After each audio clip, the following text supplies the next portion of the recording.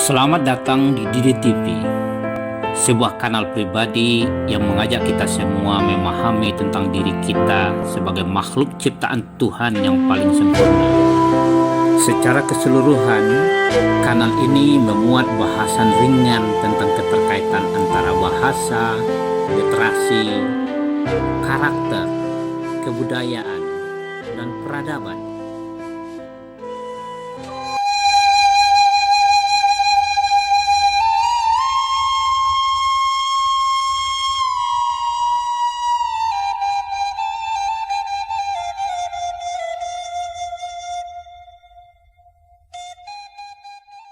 Pada edisi ini, kita akan membahas tentang hakikat Kato Nanampe sebagai puncak literasi Minangkabau.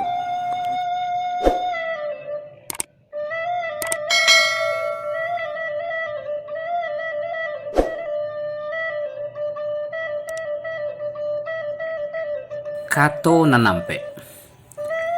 Sekurang-kurangnya ada 3 versi pemahaman tentang Kato Nanampe. Pertama, Kato Nanampe dipahami sebagai langgam, gaya, atau etika bertutur yang terdiri dari Kato Mandaki, Kato Mandata, Kato Manurun, dan Kato Malerang. Kedua, Kato Nanampe dipahami juga sebagai metode, teknik, atau kiat menyampaikan pesan, makna yang disebut Kato. Kato bayang, Kato sisampiang, Kato sampai, dan Kato tape. Ketiga adalah Kato Nanampe dipahami juga sebagai tingkatan makna yang termuat di dalam Kato yang terdiri dari Kato pusako, Kato mufakat, Kato dahulu, Kato kemudian. Kato Nanampe yang dibahas pada edisi ini adalah tingkat makna yang tersimpan di dalam Kato yang terdiri dari Kato pusako, Kato mufakat, Kato dahulu, dan Kato kemudian. Sebelum kita membahas apa yang dimaksudkan dengan Kato, perlu kita tinjau kembali apa yang dimaksudkan dengan literasi. Seperti yang kita simpulkan pada edisi sebelumnya, bahwa literasi adalah kemampuan seseorang memberikan makna terhadap simbol-simbol, tanda-tanda, gejala-gejala, baik yang tertulis maupun yang ada di alam semesta. Kajian linguistik menjelaskan bahwa kata atau word adalah unit bahasa terkecil yang bermuatan makna atau pesan. Ia merupakan rangkaian bunyi, bukan huruf, yang dihasilkan oleh alat ucap manusia yang sangat sistematis yang disebut dengan fonim. Perubahan atau pergeseran satu bunyi saja akan mengubah makna, seperti buku, buka, baku, kawan, kawin, sana, sini, dana, mana, dan sebagainya. Namun, penjelasan ini baru hanya meliputi aspek permukaan atau nanta sure, atau surface structure, atau performance yang terdengar saja. Sehingga dalam konteks Minangkabau, penjelasan tentang kata seperti ini lebih tepat untuk kece, ota, carito, atau celoteh. Dalam pemahaman Minangkabau, Kato tidak identik dengan kata dalam bahasa Indonesia. Kato tidak hanya mencakup makna tersurat atau denotatif, tapi juga masuk ke ranah makna tasire atau konotatif, makna tasurua, dan bahkan sebagian nenek mama menyebutkan satu lapis makna lagi, yakni makna tasara. Secara sederhana, Kato adalah rangkaian makna, pesan, informasi, dan pengetahuan yang tersimpan di balik simbol-simbol atau tanda-tanda atau al-qalam yang bisa berupa bunyi, bentuk, gerak, tulisan, dan simbol lainnya, bahkan diam sekalipun. Seperti yang disampaikan pada edisi sebelumnya, bahwa orang yang mendengar, melihat, menyaksikan, memperhatikan, dan merasakan simbol-simbol, tanda-tanda, dan gejala-gejala tersebutlah yang menciptakan sendiri makna, pesan, informasi, dan pengetahuan di dalam otaknya. Artinya, pesan, makna, informasi, dan pengetahuan tersebut sebenarnya adalah sesuatu yang baru diciptakan oleh orang yang melihat dan memperhatikan simbol-simbol tersebut.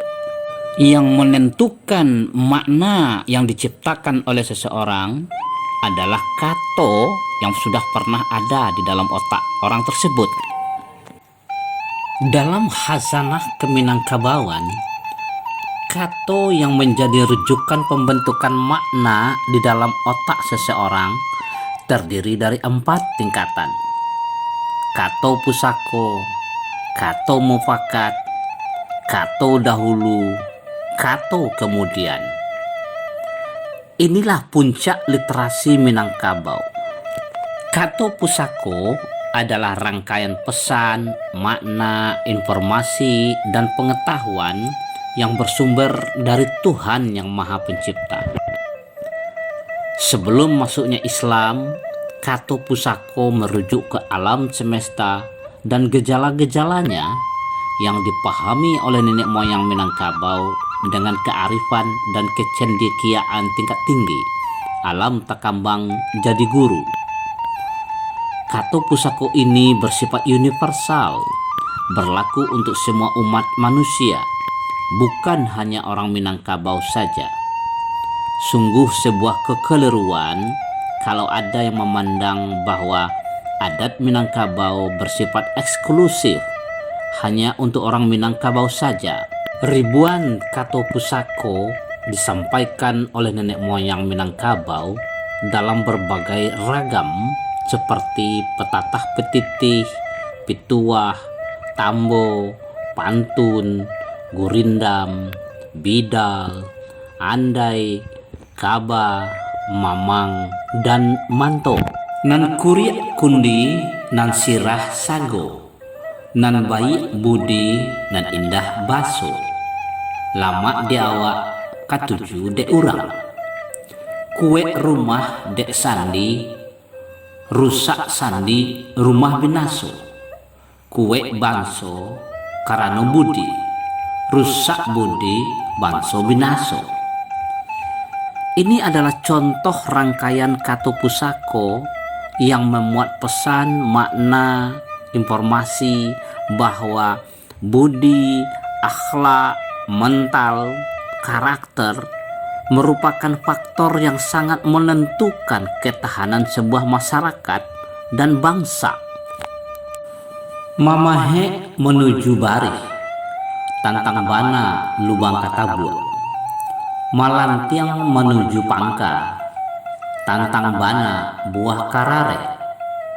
Manabang menuju pangka, tantang bana rueh karabah. Ini adalah contoh kato pusako yang memuat pesan, makna bahwa lakukanlah dan letakkanlah sesuatu sesuai dengan ketentuannya. Kok menyanguk di hilia-hilia, kok bekato di bawah-bawah. Bajalan paliharo kaki, bekato piliharo lidah. Bekato sepatah dipikiri, bajalan salangkah madok suri. Bekato galuangkan lidah, bajalan renjangkan kaki. Bajalan lurus bekato bana. Barundiang siang caliak-caliak, mengecek malam agak-agak. Ini adalah beberapa contoh kato pusako yang memuat pesan, makna, informasi, dan pengetahuan bahwa kita harus rendah hati dan berhati-hati dalam berbicara. Setelah Islam masuk ke Minangkabau, Kato Pusako sudah merujuk ke wahyu Allah dan hadis Rasulullah Shallallahu Alaihi Wasallam, sehingga produktivitas Kato Pusako dalam bentuk petatah petitih, tambo, pantun, gurindam, manto, dan lain-lain sudah menurun drastis. Hampir semua Kato Pusako yang telah lahir dan berkembang sebelum masuknya Islam selaras dengan syariat Islam, walaupun ada sebagian kecil seperti manto sudah tidak berkembang lagi dan hilang dengan sendirinya seiring kemajuan tingkat berpikir dan zikir masyarakat Minangkabau. Inilah adat nan sabana adat yang berlaku secara universal.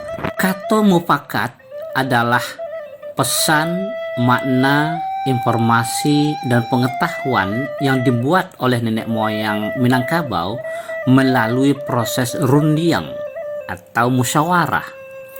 Hasil dari musyawarah inilah yang disebut dengan mufakat. Untuk bisa ikut dalam sebuah proses musyawarah, seseorang harus memenuhi 3 kompetensi dan kualifikasi wajib. Pertama adalah orang yang memiliki wawasan, kapasitas, dan integritas dalam hal adat yang disebut ninyak mama.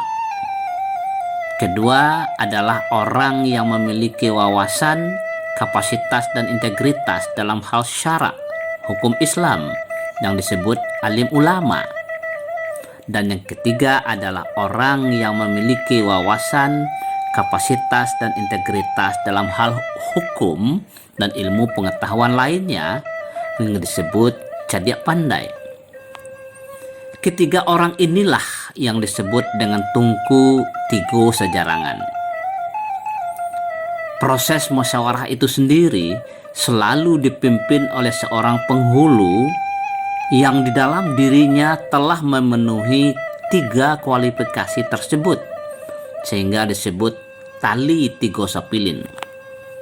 Dengan proses dan pelaku pengambilan keputusan yang tidak diragukan lagi wawasan, pengetahuan, kapasitas, dan integritasnya ini, maka diyakini hasil musyawarah tersebut melahirkan kato mufakat yang standar kualitasnya sempurna, kendati pun tidak mutlak sifatnya.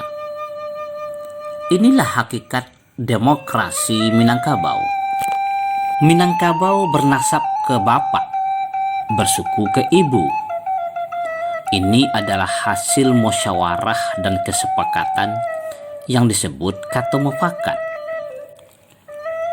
Biriak-biriak tabang kasama, tibu di sama tabang ke halaman, patah sayok tabang beranti, basuwo di tanah batu. Dari niniak turun ke mama, dari mama turun ke kamanakan, patah tumbuh hilang berganti, adat lamo baik tujuo.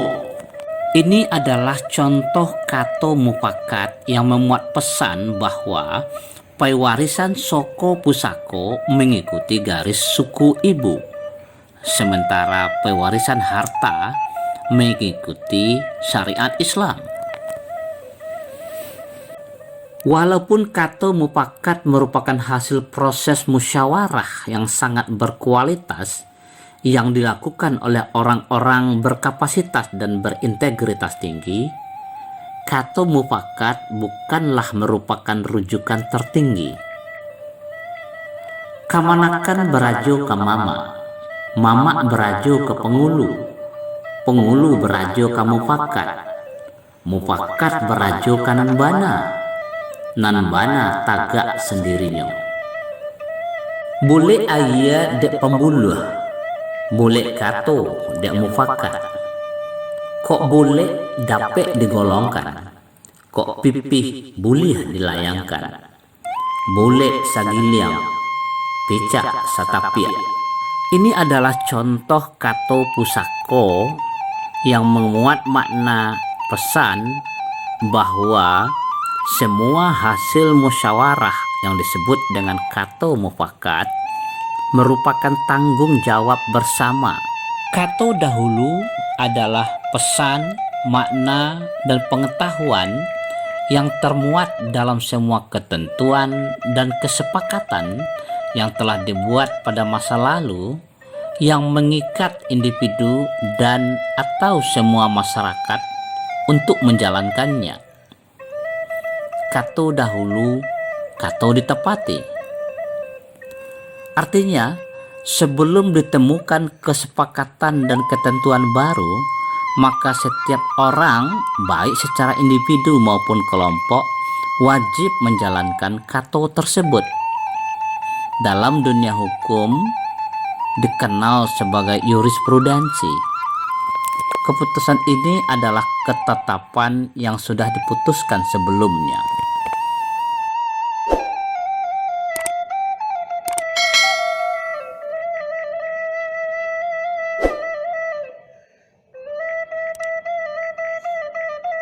Kato kemudian adalah makna, pesan, informasi, atau pengetahuan yang belum ditemukan sebelumnya, namun harus dibuat sebagai ketentuan, aturan, atau pegangan dalam menghadapi fenomena dan permasalahan baru. Kato kemudian, kato dicari. Memang ada yang memaknai negatif dengan menyebutkan bahwa kato ini adalah kato ili-ili, ngeles, atau kato bacari-cari. Bukan begitu maksudnya. Kato kemudian adalah bentuk antisipasi terhadap masalah yang akan timbul setelah memperhatikan gejala-gejala yang muncul. Mamintih sabalun anyo, malantai sabalun bulus, inge-inge nandiate, kok di bawah nakamayimpo, tirih kok membusui dari lantai, golodo kok datang dari muaro, kok ado dahan nakamayimpo, kok ado rantiang nakamancucur. Inilah kato nanampe yang menjadi rujukan atau referensi utama yang diajarkan oleh adat Minangkabau dalam proses membaca atau ikro, memberikan, membuat, menciptakan makna terhadap simbol-simbol, tanda-tanda, gejala-gejala, baik dalam bentuk tertulis maupun yang terdapat di alam semesta. Kato pusako, kato mufakat, kato dahulu, dan kato kemudian. Apakah anak kemanakan Minangkabau masih menggunakan kato nanampe sebagai rujukan pemaknaan terhadap simbol-simbol, tanda-tanda, dan gejala-gejala dalam melakukan ikro pada hari ini? Kalau tidak, apa rujukan yang mereka pakai?